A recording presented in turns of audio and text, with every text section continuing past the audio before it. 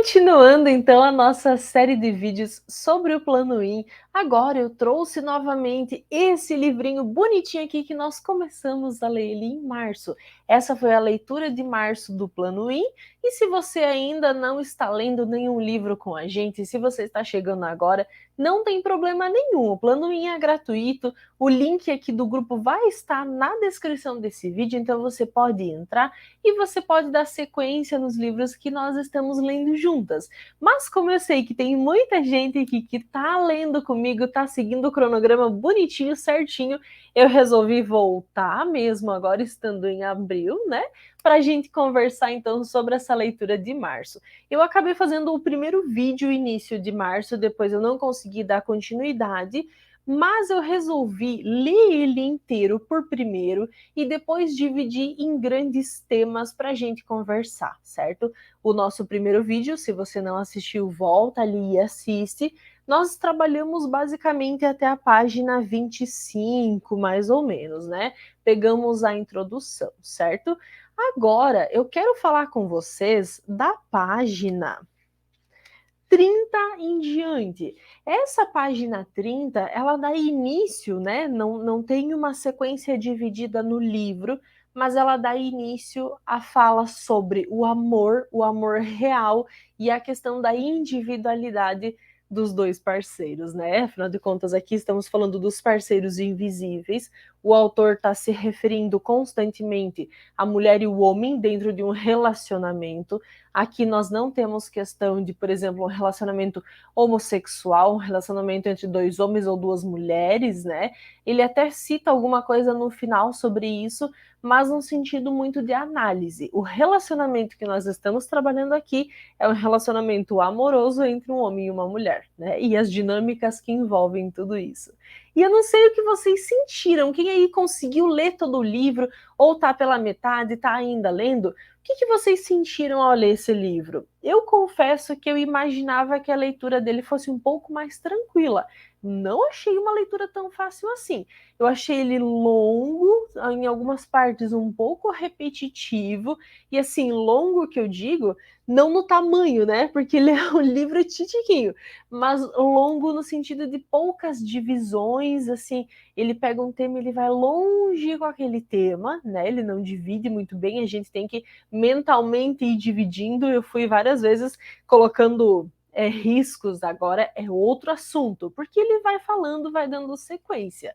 Mas foi um livro que eu achei bem interessante para a gente começar a entender e também perceber que essa dinâmica, né, do masculino e do feminino, ela também não é tão simples assim, envolve muitas questões. E aqui, como nós já falamos no primeiro vídeo, ele traz muita questão psicológica, né? Ele explica psicologicamente essa questão do masculino e do feminino, né? Então, vamos lá, me acompanha na página 30, se você não leu ainda não tem problema, vai me acompanhando que a gente vai dar conta de entender ele junto. Ou até mesmo se caso você leu e mesmo assim não entendeu, fica aqui comigo que pode ajudar, tá bom? Olha só, na página 30, aqui no final do segundo parágrafo, ele coloca o seguinte pra gente: ser capaz de um amor real significa amadurecer, estimulando expectativas realistas em relação às outras pessoas. Significa aceitar a responsabilidade por nossa própria felicidade ou infelicidade, sem esperar que a outra pessoa nos faça felizes e sem censurá-la como se fosse responsável pelas nossas má disposições ou frustrações.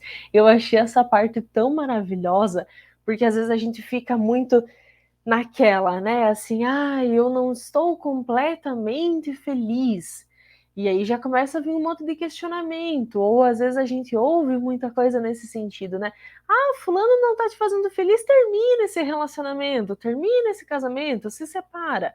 E será que o casamento, o relacionamento, ele é a busca pela felicidade constante? Nossa, tem que estar o tempo todo feliz?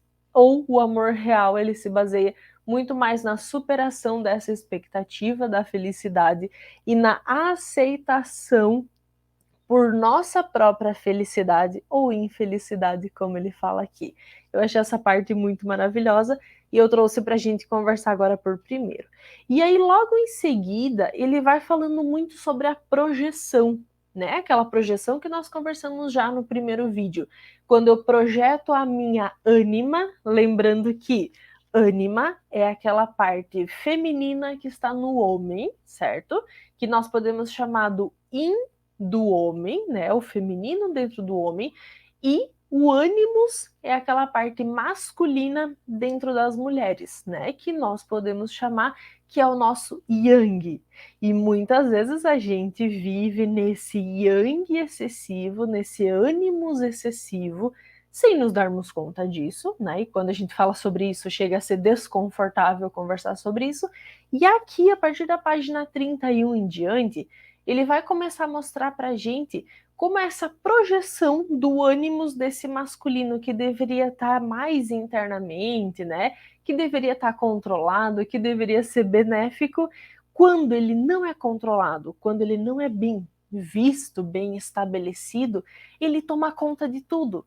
Então esse ânimos, ele sai e ele começa a ser projetado nas situações, projetado nas pessoas, e aí nós temos o que nós chamamos, né, de uma mulher guerreira, essa mulher que vive na energia yang e vive no masculino, certo?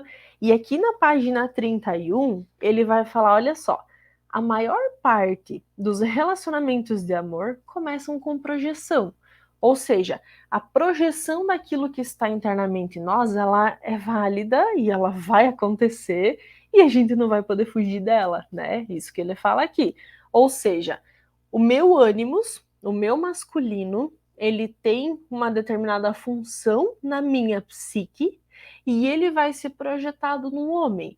Então, quando eu olho para um homem e eu gosto dele e eu me identifico com ele e ele traz sensações positivas em mim, significa que existiu uma projeção, ok?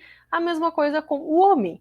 Quando ele enxerga uma mulher e ele gosta de enxergar aquela mulher, ele gosta de ver ela e essa mulher parece que preenche ele, significa que a ânima que estava dentro dele foi projetada na mulher e essa mulher vem como se fosse completando essa projeção. Ela vem trazendo o que o homem precisa. Deu para entender? E nas mulheres a mesma coisa. O homem vem trazendo aquilo que está faltando, preenchendo esse masculino. Essa projeção ela sempre vai acontecer. Só que em determinados momentos ela é prejudicial quando ela é muito forte, né? Quando essa projeção ela toma medidas muito altas, muito fortes, e também ela pode ser ruim pelo fato do que nós já conversamos no primeiro vídeo, que é, às vezes você projeta tanto você mesma na outra pessoa, que daqui a pouco você vai olhar para essa pessoa e dizer, não conheço ele, não conheço ela, quem é essa pessoa que está aqui 20, 30 anos casada comigo? Né? Assim, eu não conheço exatamente essa pessoa, então pode acontecer isso.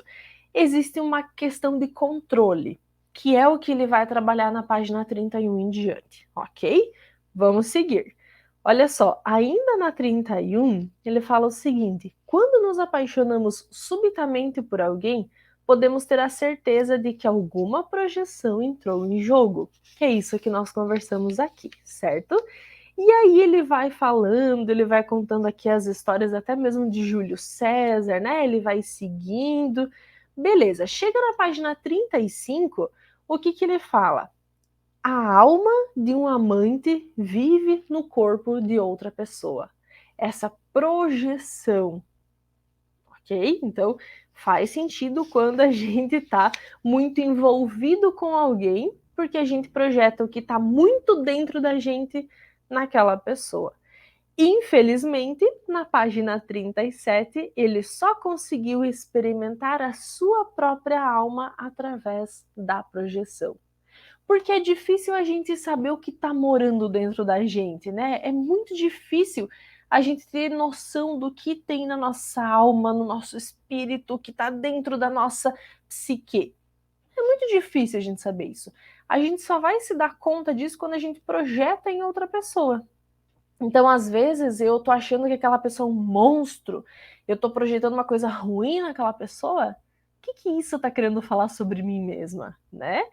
esse é o exercício. Quando eu projeto alguma coisa em alguém, o que isso fala sobre mim? Né? Aquela velha história de que quando João fala de Paulo, eu sei mais de João do que de Paulo. Não sei se é assim, mas enfim, né? Aquela projeção que fala muito sobre a gente. E aí ele vai passando, ele vai trabalhando nessas questões. Na página 39, eu até anotei aqui em cima, eu gosto de colocar os temas aqui em cima na página para eu lembrar. Ele vai falar sobre a questão da traição. E isso é muito importante porque ele coloca a traição muito num sentido de que é como se fosse a ânima no homem, né? Ela precisa de algo mais, ela precisa sair e ela é projetada em outras mulheres. E às vezes essa ânima ela sai da projeção da esposa e vai para a amante. E o homem se vê como se fosse enfeitiçado. Isso acontece com as mulheres também, né? Então eu procuro num outro homem aquilo que eu deveria estar procurando no meu marido. Isso é uma falha, isso é como se fosse um deslocamento da nossa própria biografia, né? Tem isso, assim, a gente não deveria estar indo para aquele caminho, mas a gente vai para aquele caminho, no caso, quando existe uma traição, porque é realmente assim, um deslocamento dessa projeção errada, né? Não deveria estar acontecendo. E isso acontece, muitas vezes ele explica aqui, por conta da questão da pessoa envolvida e da pessoa que é o envolvente, na página 40. Então ele explica muito dessa pessoa que é mais o envolvente da relação, que geralmente é uma pessoa que demanda mais energia, e aquela pessoa envolvida que se sente até mesmo sufocada dentro daquele relacionamento. É uma dinâmica. Alguns momentos o homem pode ser o envolvente e a mulher é envolvida, e em alguns momentos a mulher pode ser a envolvente e o homem envolvido. Então é uma dinâmica que a gente precisa prestar atenção. Como é que está acontecendo aqui em casa? Como é que é na minha vida? Eu consigo perceber isso? Alguns momentos eu tô mais envolvida com relacionamento, outros momentos não. E acho que é esse o nosso papel também, né? Tipo em momentos de crise. Vai ter momento de crise que um vai ter que segurar as pontas. Vai ter outro momento que o outro vai segurar as pontas. E essa é a dinâmica mais interessante, né? Sem sair desse âmbito do casal, sem partir para uma terceira pessoa, né? No caso da traição. E aí, a partir dessa questão do envolvido e do envolvente, o autor traz na página 41 a questão da individualização. Isso para mim é extremamente importante. Olha só, nós temos dois conceitos muito semelhantes: individuação e individualização. Qual é a diferença?